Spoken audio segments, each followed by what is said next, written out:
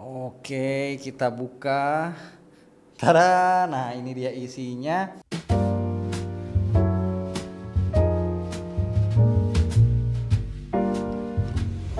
Jadi ada 2 box, tapi gua nggak tahu ya kalau kita beli apakah dapat kedua box ini atau enggak.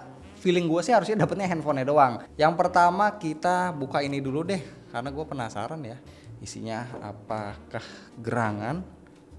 Wow, ternyata ini adalah TWS ya. Ini solid banget. Dan desain sih cakep banget ya. Warna biru kayak gini, ada logo transformernya. Terus juga ini kabelnya juga cakep ya, kabel braided. Terus ujung-ujungnya sudah dikasih kayak pelindung ya, dengan desain khas kayak robotik gitu ya. Terus ada tulisannya juga nih, Transformers, dengan kabel warna merah, ujungnya warna biru. Wah, cakep banget. Ini logonya, bukan logo ya, ini khasnya si Optimus Prime banget ya. Terus untuk TWS-nya kita bisa bukanya kayak gini. Jadi ada tombol di sini, terus kita tinggal bukanya kayak gini, terus langsung nih TWS-nya. Oke, sekarang kita menuju ke handphonenya. Ini dia handphonenya dari boxnya. Wih, kelihatannya sih bener-bener edisi spesial yang sangat-sangat keren ya. Ini ada 2 opsi storage ya, 128 dan 256. Harganya itu start kalau nggak salah 2.099.000 ya gitu. Nah, untuk boxnya ini memang udah kelihatan keren banget, dan ini berat loh ya. Di bagian sampingnya juga ada keterangannya nih, ada USB unique selling point-nya, ada layarnya, terus ada chipset yang dipakai. Di bagian belakang juga ada keterangan baterai gitu ya. Pokoknya ini dusnya benar-benar informatif banget ya. Terus ditulis juga nih high res audio. Yuk langsung aja kita buka, kita selorotin. Langsung tuh ada boxnya lagi. Dan untuk membukanya dibelah kayak gini. Wih, kayak merefill sesuatu gitu ya. Tring gitu. Terus langsung ada box yang pertama warna biru dengan logo Transformer. Ini kita lihat ya. Isinya ada ini kartu garansi dan juga ada casing. Casingnya silikon, transparan, tapi dia ada ala-ala Optimus Prime-nya gitu ya, dengan pinggiran berwarna biru dan bagian belakang ini transparan ya. Jadi desain asli handphonenya tidak tertutup.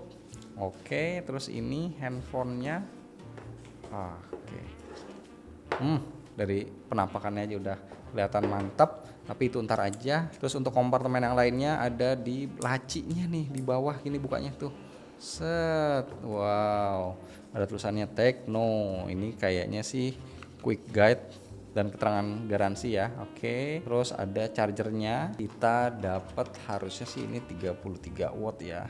Yes, benar 33 watt maksimalnya dengan portnya USB A. Lalu untuk kabelnya, nah kita dapat USB A tuh USB C ya, dengan warna putih. Oke, sekarang kita lihat penampakan handphonenya. Terbungkus dengan plastik ini berwarna biru juga dengan topeng transformer. Nih ada tulisannya Tekno Transformer Spark 30 Pro. Di bagian belakangnya kosong. Kita buka. Ini dia handphonenya. Nih ada stikernya, ini wajib kita langsung cabut karena ini merusak pemandangan. Ini ada keterangannya ya, dibuat di Indonesia tuh di stikernya. Oke, jujur untuk handphonenya, dengan mengingat harganya ini cuman 2 jutaan, kecil ya. Untuk edisi spesial ini menurut gue sih bagus loh. Ini warna biru ketemu merah terus ketemu chrome ya. Terus di pinggirannya juga dikasih list berwarna biru ya. Menurut gua ini warna yang eye catching banget. Di sini di modul kameranya, lensanya tuh juga ada garis berwarna biru dan juga ada garis berwarna merahnya.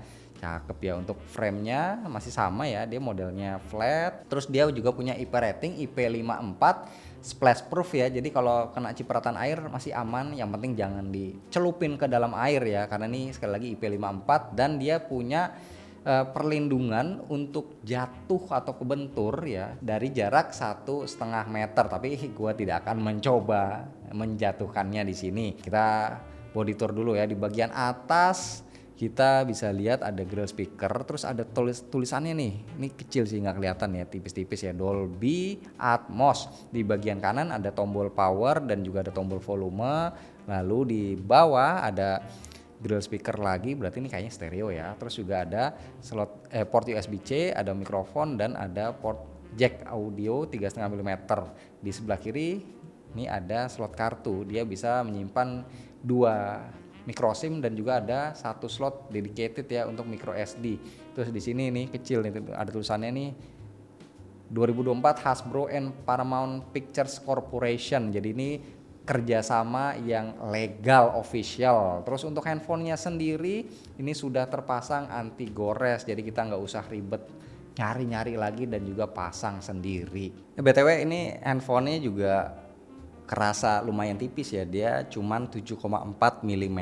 Nah sekarang kita lihat layarnya, ini udah gua nyalain, udah gua setup barusan tapi belum gua masukin account ya. Ini dia pakai iOS versi 14.5.0, basisnya Android 14. Yuk langsung kita masuk ke dalam UI-nya. Wih, ternyata dia sudah terpasang, bawaannya by default itu terpasang tema Transformer. Jadi bukan cuman bagian belakangnya, bukan desain handphonenya aja yang bertema Transformer Optimus Prime, tapi daleman handphonenya ini temanya juga sudah selaras ya. Di sini teman-teman bisa lihat icon-iconnya tuh. Terus di sini gue sih tidak melihat ada terlalu banyak bloatware, jadi masih termasuk aman lah. Nah ya, di menu My Teams ini yang terpasang bener ya, menu modenya Transformer ikonnya, tapi ada pilihan lain itu Cybertron katanya. Cuman kalau Cybertron ini gue cek biasa aja sih, default ya. Jadi kita tetap pakai yang Transformer aja di sini yang sudah teraplikasi. Oke. Terus juga kita mau lihat, sorry tadi ada wallpapernya. Tuh wallpapernya juga disediain ya, ada at least ada 4 wallpaper tambahan yang bertema Transformer, kemudian always on display-nya. Oh, dia sudah support always on display dan juga udah support ini ya, Transformer kayak gini. Tuh ada lambangnya.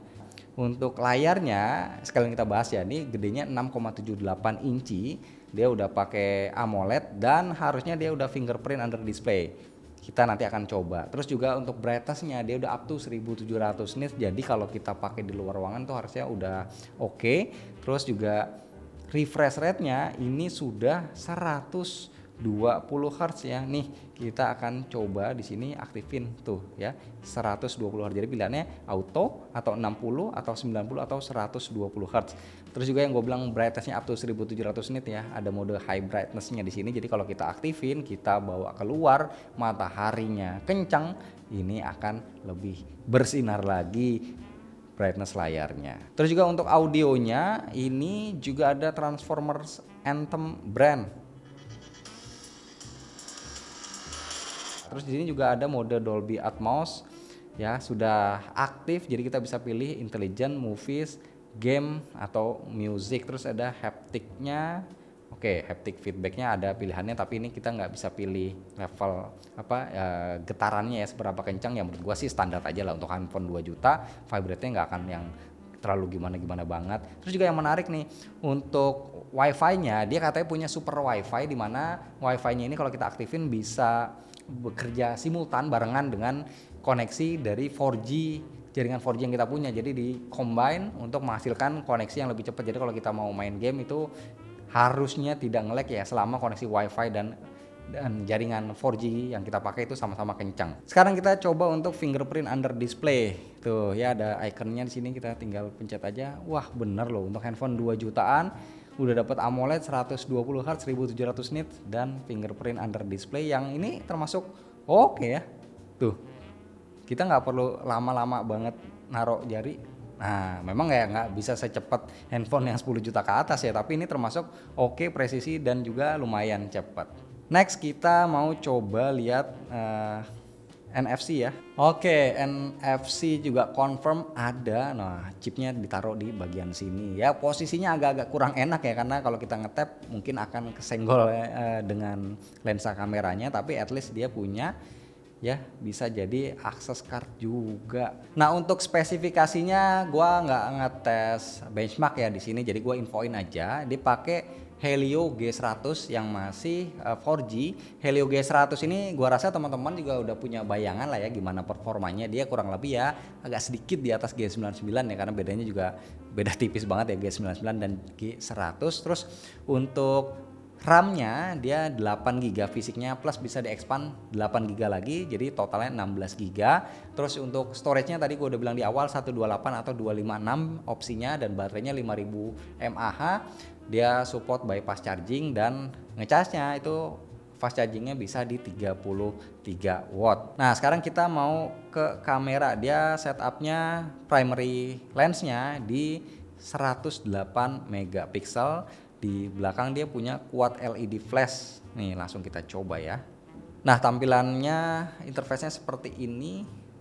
Tulisannya AI Cam, bisa 1 kali dan juga 3 kali digital zoom. Ini harusnya lossless zoom ya. Jadi ketika kita menggunakan 3 kali zoom, kualitasnya tidak ada penurunan yang signifikan ya. Jadi artinya sama-sama bagus. Mode lainnya ada portrait, bisa 1 kali atau 2 kali zoom. Di sini juga ada pilihannya, aperture-nya bisa disetting, terus juga bisa pakai beautify-nya. Terus ada mode super night, bisa 1 kali dan 3 kali digital zoom. Kemudian mode more-nya ada vlog, slow mo, time lapse, dual video, short video, sky shot, pro, panorama, dokumen, dan AR shot. Nah untuk perekaman videonya dia bisa 2K harusnya ya. Ya betul, 2K di 30 fps atau Full HD di 60 fps. Kemudian untuk kamera depannya dia punya dual LED flash harusnya ya. Oke, kita akan coba. Bisa perekaman sama nih untuk kamera depan di 2K 30 fps juga. Jadi ya lumayan ya kalau misalkan teman-teman mau pakai buat konten, at least sudah di atas Full HD resolusinya. Oke, terakhir sebelum lupa gue mau cobain pakai casingnya. Nah, tambah cakep pakai casingnya. Warna biru. Birunya ini ketutup sih sama biru casingnya. Tapi ya sama warnanya, sama-sama biru. Terus warna merahnya tetap kelihatan. Terus warna silver dengan brushnya juga masih kelihatan segini ya. Ini depannya juga ada aksen warna birunya. Ini cakep. Udah 2 jutaan sih, ini salah satu yang paling eye catching lah untuk di awal tahun 2025 ini ya, keren. Ya jadi menurut gua untuk harganya start 2.100.000 kurang lebih untuk yang versi 128 GB.